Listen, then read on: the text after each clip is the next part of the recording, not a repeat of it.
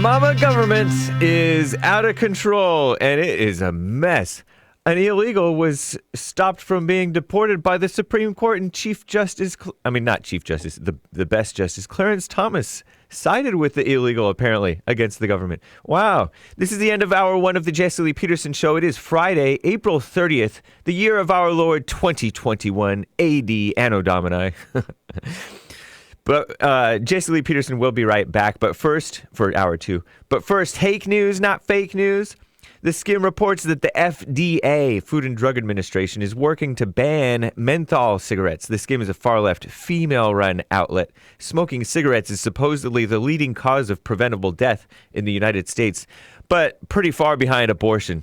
Supposedly 7 million tobacco-related deaths per year worldwide. 73 million abortion deaths annually. Wow, more than 10 times. But in America, tobacco supposedly kills more than 480,000 people per year, supposedly, right? More than 600,000 to more than 800,000 babies killed in America per year. So just FYI. While the Congress passed a bill banning most flavored cigarettes back in 2009 under Obama, it punted the issue of menthol cigarettes to the FDA. Now, more than 11 years later, the FDA is proposing regulations to ban menthol cigarettes as well as flavored cigarettes from the flavored cigars, I mean. Wow. From the market. The process could take a year or more to finalize. Tobacco companies will likely challenge it, but the FDA says that it's critical action because of health equity reasons. Give me a break. Health equity. That's communism. Menthol cigarettes can mask the harshness of smoking with its cooling effects. You know, it makes your mouth feel cold. And I'm not talking about the cigarettes, though. I don't know.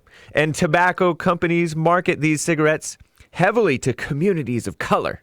About 85% of black smokers use them compared to 30% of white smokers. And blacks are more likely to die from tobacco-related illnesses than whites, supposedly. Wow, I didn't know that.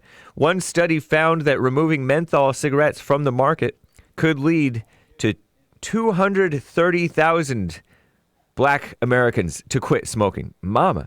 This is an issue that the NAACP, the National Association Against Colored People, and medical so-called experts have been ringing the alarm about for years. Now the FDA is finally taking action that could help save countless lives.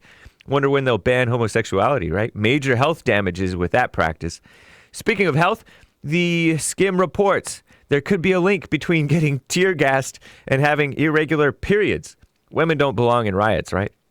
Last summer, health experts surveyed over 2,200 people who've been exposed to tear gas, supposedly, at the fake racial justice protests / destruction in Portland, Oregon.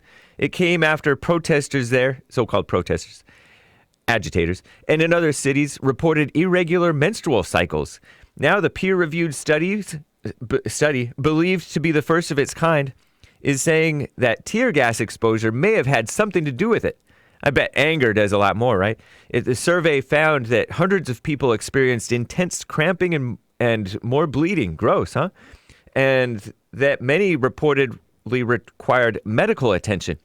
The survey suggests tear gas could have lasting effects, but health experts say other factors like stress, anger, right, and dehydration could play a role too.